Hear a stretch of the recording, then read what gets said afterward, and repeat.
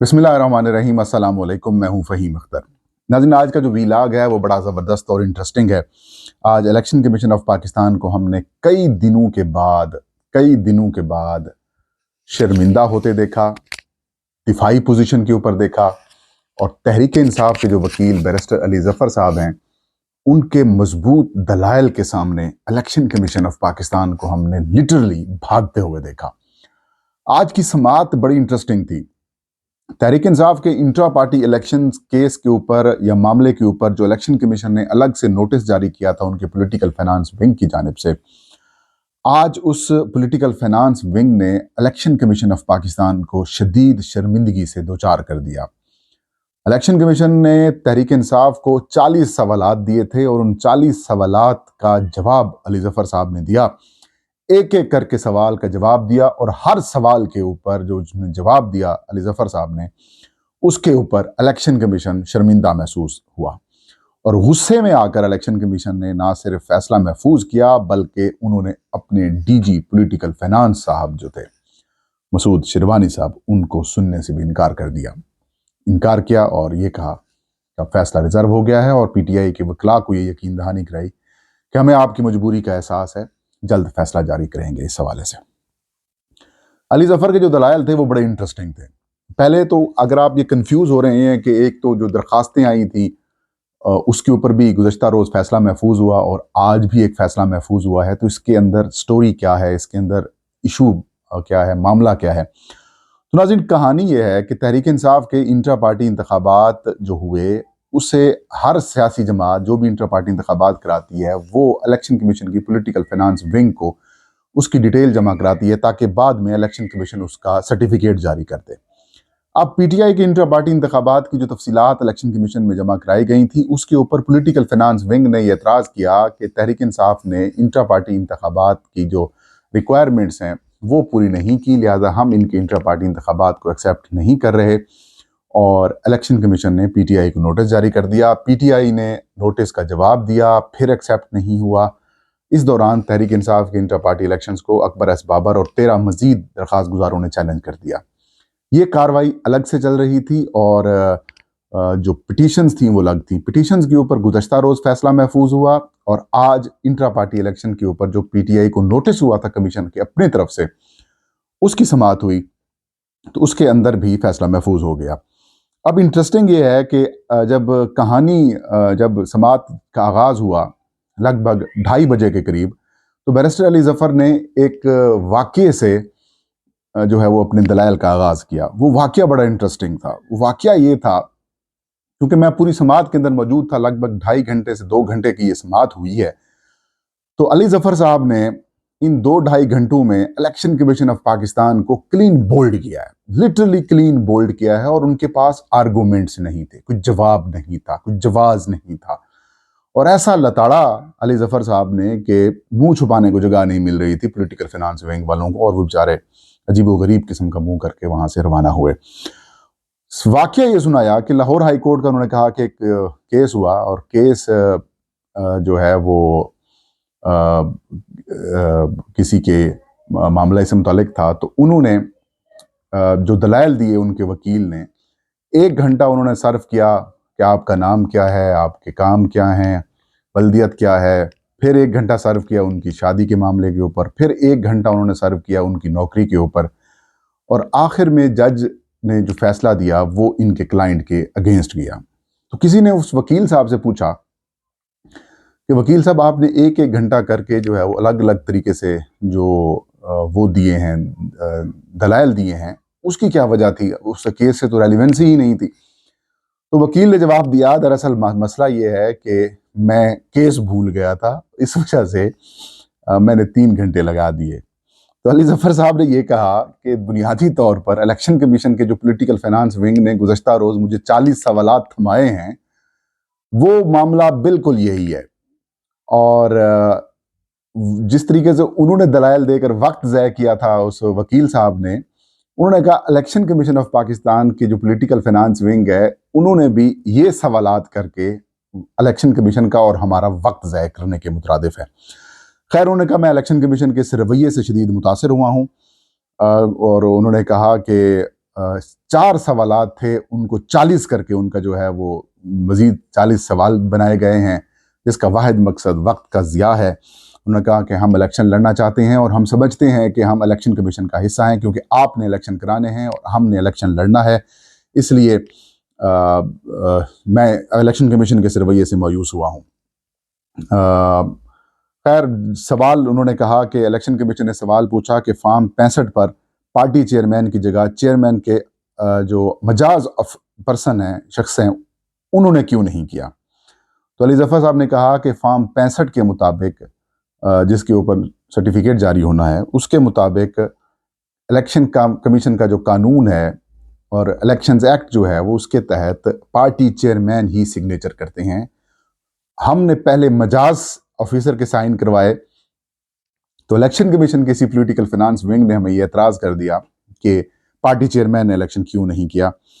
تو پھر انہوں نے یہ سوال کیا کہ کیا فارم 65 کے اوپر پارٹی چیئرمین کے سائنس کے اوپر کیا الیکشن کمیشن آف پاکستان نے کبھی اس کا نوٹس لیا ہے، کسی اور سیاسی جماعت نے کر کی ہیں؟ انہوں نے پھر دلیل میں یہ بتایا کہ شہباز شریف صاحب نے بھی، مولانا فضل الرحمان نے بھی اور اسفند یار ولی صاحب نے بھی، جو الیکشن کمیشن نے سرٹیفکیٹ جاری کیے ہیں، ان کے اوپر ان کے جو پارٹی سربراہان ہیں ان کے دستخط ہیں۔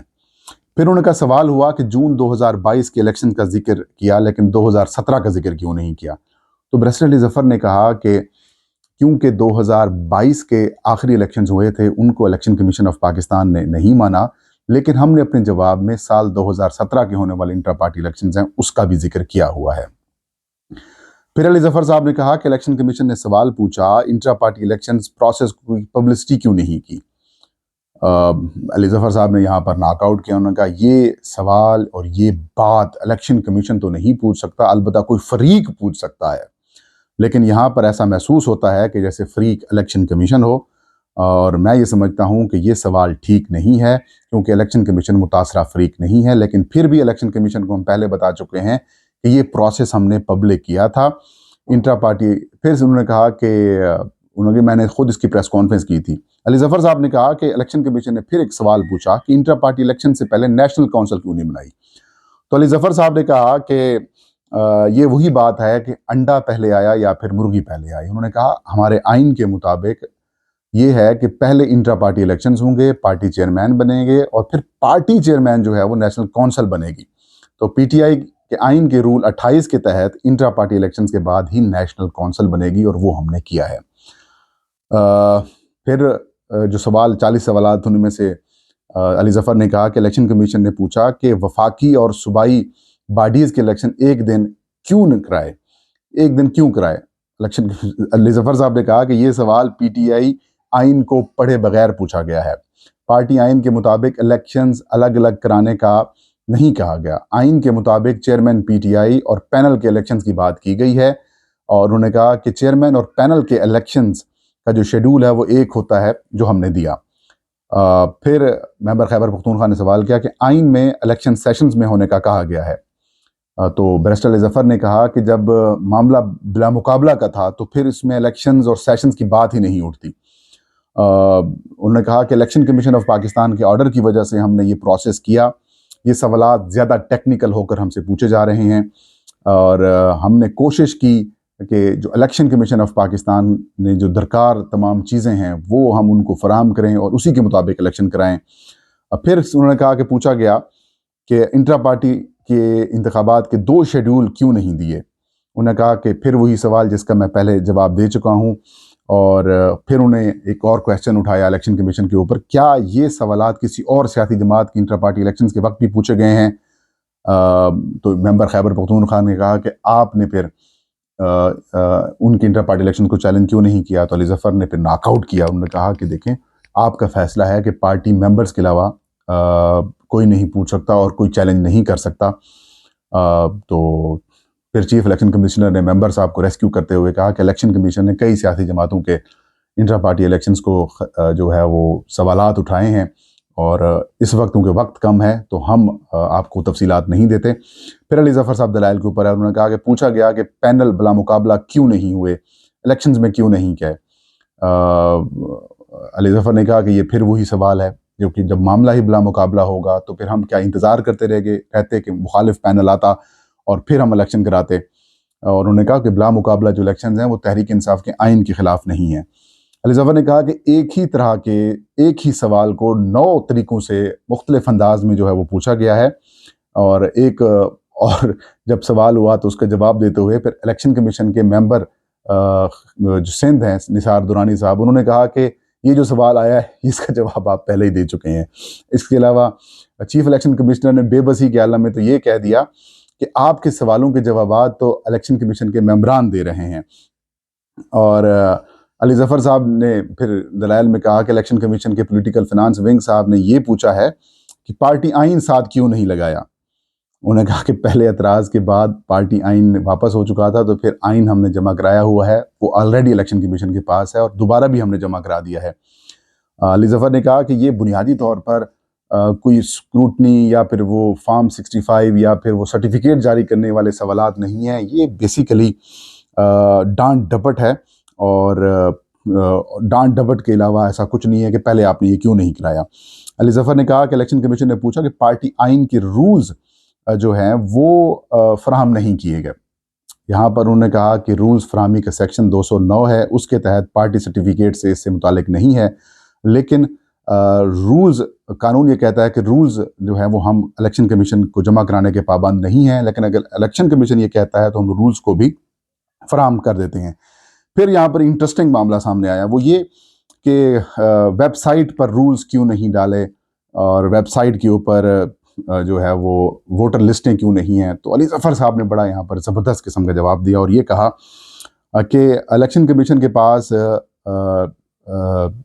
جو ہے وہ 175 سیاسی جماعتیں رجسٹرڈ ہیں. کیا الیکشن کمیشن آف پاکستان نے یہ دیکھا ہے اس کے پولیٹیکل فنانس ونگ نے کہ کتنی سیاسی جماعتوں نے اپنی ویب سائٹس بنائی ہوئی ہیں؟ کسی کے پاس جواب نہیں تھا. پھر علی ظفر صاحب نے کہا کہ صرف 20 سیاسی جماعتیں ہیں جن کی ویب سائٹس ہیں. اور پھر چیف الیکشن کمشنر نے کہا کہ ہو سکتا ہے کہ پھر انہوں نے کہا کہ ہو سکتا ہے کہ بڑی سیاسی جماعتیں ہوں. انہوں نے کہا چلیں جو بڑی سیاسی جماعتیں ہیں جن کے پاس انتخابی نشانات ہیں یا پھر جو پارلیمان کے الیکشن یا پھر آپ جن کو انتخابی نشان دینے جا رہے ہیں، کیا ان کی بھی ویب سائٹس ہیں؟ تو جواب نہیں تھا. تو چیف الیکشن کمشنر نے کہا کہ آپ اس کا مطلب ہے کہ بڑی اسپیشل جماعت ہیں. اسپیشل کا مطلب ناظرین آپ خود سمجھ لیں. اور اس کے بعد جو ہے وہ پھر علی ظفر نے کہا کہ دیکھیں ان سوالات کا بھی سرٹیفکیٹ جاری کرنے سے متعلق کوئی تعلق نہیں ہے. پھر علی ظفر صاحب نے کہا کہ الیکشن کمیشن جو یہ ٹیکنیکل قسم کے کوسچنز پوچھ رہا تھا یا کہہ رہا ہے یہ ہمیں پہلے اپنے فیصلے میں دے دیتا کہ ہم اسی طرح الیکشنز کرا دیتے. خیر انہوں نے کہا پوچھا گیا کہ کمشنر پشاور سے کیا معلومات شیئر کی ہیں. علی ظفر صاحب نے کہا یہ سوال بھی نہیں بنتا پوچھنا، لیکن انہوں نے پھر بھی بتا دیا کہ کیونکہ ہم نے وہاں پر الیکشنز کرانے تھے تو اس وجہ سے ہم نے سیکیورٹی سے متعلق ان کے ساتھ ڈسکس کیا. پوچھا گیا کہ شیڈول کے اندر پروسیس کا وقت نہیں دیا گیا، تو پھر انہوں نے تفصیل سے بتایا کہ پروسیس کا وقت بھی دیا گیا ہے اور انہوں نے پھر وقت پڑھ کر سنایا اور سکروٹنی سمیت کاغذات جمع کرانے کا اور پولنگ کا وقت بھی دیا ہوا. لیکن کیونکہ پولنگ ہوئی نہیں، سب معاملہ بلا مقابلہ ہو گیا، تو پھر یہ بات غیر معنی ہو گئی. علی ظفر صاحب کہتے ہیں کہ الیکشن کمیشن کے ہر حکم کے اوپر ہم نے عمل کیا. اگر ملک کی بڑی سیاسی جماعت سے اس طرح کے نان سیریس قسم کے کویسچنز پوچھ کر ان کو الیکشن سے باہر کیا جائے گا تو یہ جمہوریت کے لیے نقصان دہ ہوگا. پھر انہوں نے کہا کہ رجسٹرڈ ووٹر کی ویب سائٹ، رجسٹرڈ ووٹرز کی تفصیلات یا پھر ووٹر لسٹ ویب سائٹ پر کیوں نہیں ڈالی. تو یہاں پر علی ظفر صاحب نے تو جو سوال کا جواب دیا، لیکن میرے ذہن میں ایک جواب ضرور آیا کہ علی ظفر صاحب یہ کہتے کہ دیکھیں الیکشن کمیشن آف پاکستان کی ووٹر لسٹ، پورے پاکستان کی جو ووٹر لسٹ ہیں 12 کروڑ 85 لاکھ، ان کی تفصیل ویب سائٹ کے اوپر نہیں ہے.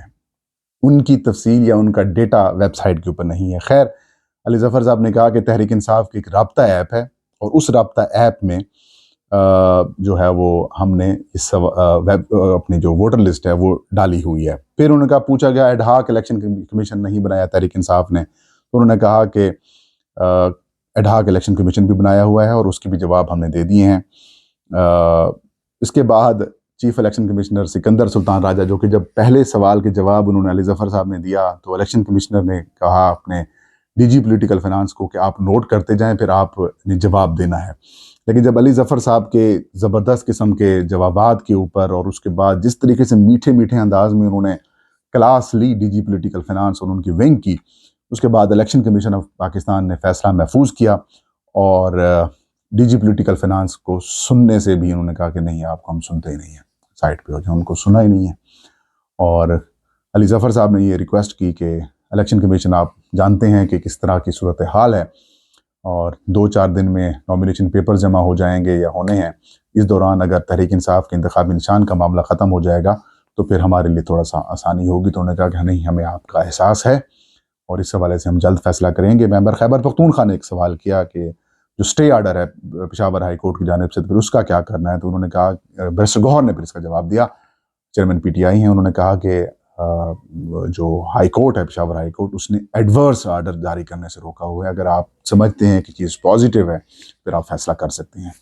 अब इम्कान ये है कि अगले 1 आध दिन के अंदर इलेक्शन कमीशन ये फैसला सुना देगा और अगर तो जिस तरह की आज कार्रवाई हुई है, प्रोसेस हुआ है, अगर आप इसको देखें, क्योंकि कमरा अदालत में इलेक्शन कमीशन के मेंबरान कभी यूं करते, कभी बेबसी वाली हंसी हंसते, और अगर तो बिल्कुल दबाव के बगैर इलेक्शन कमीशन फैसला करता है तो नाज़रीन PTI का इंतखाबी निशान बच जाएगा और इसके इम्कानात रोशन है।